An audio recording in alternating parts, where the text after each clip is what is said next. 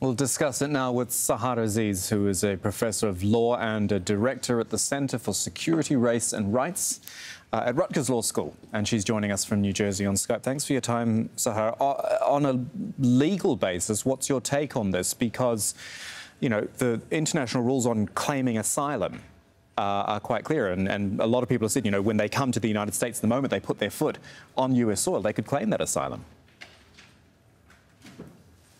Yes, and so Trump is not claiming that they cannot file for asylum. What he's doing is he's trying to make it as expensive as possible, as tedious and burdensome as possible on asylum seekers.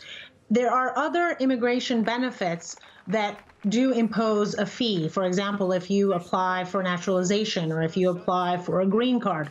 So technically, this would be consistent with other what we call immigration benefits that one applies for insofar as he is imposing a fee. That being said, there is a process that he must go through. He cannot unilaterally just impose a fee. Administrative law processes and procedures require that he goes through multiple hurdles and multiple processes, which is why this is unlikely. If it does pass or if it does become enforced, it's going to take many months, if not over a year. But again, the ultimate purpose is to minimize, decrease the number of asylum applicants, particularly at the border with Mexico. So I'm assuming then he would basically try to make it as expensive as possible. Try and, as Alan was saying in his report there, price people out of immigration. Immigration, if you can afford it.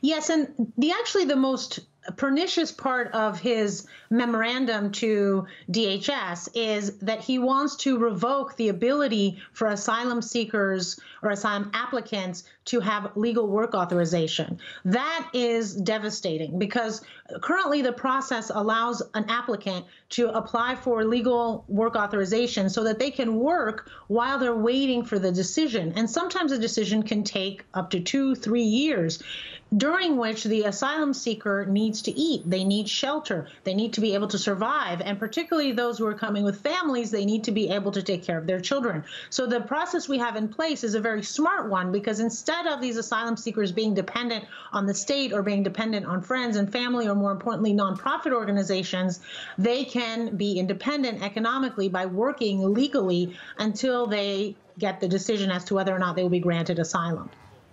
Sahar Aziz joining us from New Jersey. It's always a pleasure talking to you. Thank you.